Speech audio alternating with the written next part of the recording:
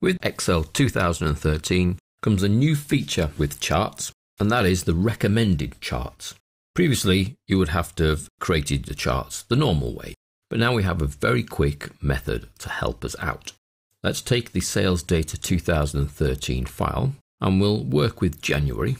Now, I have my data and I'm thinking this would look quite good with a chart to graph that data. If I highlight the cells that I would like to graph, and then I go up to Insert, Recommended Charts. This opens a dialog box with a number of recommended chart types down the left here, and all I need to do is click through those recommended charts to see a preview, and then pick the one that I'm interested in. So it's recommending a clustered bar, a stacked column, where each color represents a different product. So we can see there that East has got the highest sales, and then a large proportion of those are cars. We have a clustered column, so you have a little block for the actual sales, and then each vehicle type is a separate cluster.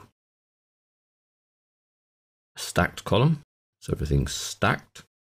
A bubble, which shows the planes sales, and then a 100% stacked column, where the columns are stacked to 100%, and effectively each shaded color is then a proportion of the total. That way you can compare values between, in this case, regions. Although the totals are different, if we look at the proportions of the total, that's sometimes a little easier to compare the values.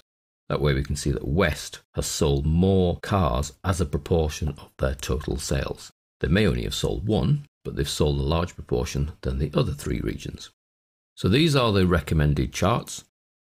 You simply choose the chart that you like the look of. I'm going for the quite plain clustered column, and then OK. And your chart appears as an object on the sheet. And we can move that object and we can resize the object. Stay with the corner handles and everything stays in proportion. Use the horizontal and the vertical and things are moved out of proportion, but you will find once you've finished resizing the object area, the graph scales to fit inside the area.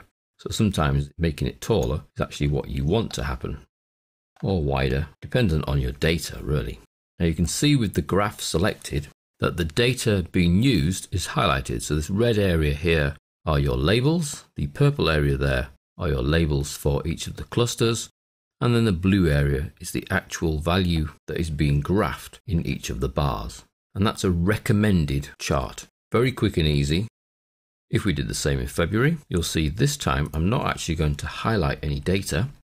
Insert a recommended charts, and it manages to pick up this whole data set. And because I've highlighted nothing, you will see it's actually including the total in the graph, which will skew some graphs because the total obviously is much larger than an individual region. But we're still offered a number of chart types. This time we've been offered a stacked area, which was different to before, and this one's different to before because the bars are horizontal, and then there's a line chart as well. So you will see that the recommended chart types are not always the same, so you may get offered different ones each time. The main reason that these are different is because there's a slightly different set of data because the totals are included. If you don't want the totals included, then you will need to do as we did in January, which is to actually highlight the data that you would want graphing along with the labels so it knows what to place in the chart as labels. Then go to recommended charts, and you'll see we get the same options then as we got when we were in January, because we don't have those large total columns and rows to choose. This time I'm going to go for clustered column. OK, the chart appears as an object that we place where we want and resize to fit so it displays on the sheet.